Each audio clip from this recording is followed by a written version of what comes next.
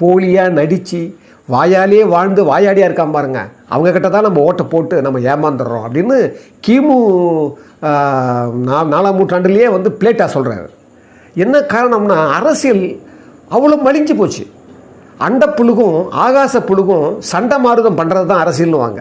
ரொம்ப அதை பற்றி சொல்லிட்டே போகலாம். ஏன்னா அவ்வளவு ஒரு அரசியல் ஒரு சாக்கடை அப்படின்னுவாங்க. ஆனால் அந்த சாக்கடை இருக்கிறதால தான் சமூகம் நல்லா இருக்குது. அது முதல்ல நம்ம புரிஞ்சுக்கணும். அதனால தான் நான் அடிக்கடி சொல்கிறது, man is a social animal, man is a political animal. அவன் ஒரு சமூக பிராணி, அதே மாதிரி ஒரு அரசியல் பிராணி. நம்ம தெரிஞ்சோ தெரியாமலோ அரசியல்வாதி தான் இருக்கிறோம். ஆனால் ஓட்டு போடுறதாலேயே நாம் வந்து அரசியல்வாதியாக இருக்கிறோமே தவிர அந்த ஓட்டு போடுற தகுதி எவ்வளோ பெரிய உயர்ந்தது மாண்பு மிக்கதுன்னு நம்ம புரிஞ்சுக்கிறதே கிடையாது. நான் ஏன் இவ்வளவோ இதை வந்து ஒரு முன்னறிவிப்பாவோ ஒரு முன் அறிக்கையாக சொல்கிறேன்னா, இப்போ திரு விஜய் அவர்கள் வந்து அரசியலுக்கு வரப்போகிறார். அவருடைய அரசியல் வர்றது நம்ம பொதுவாகவே ஒரு செல்வாக்கு மிக்க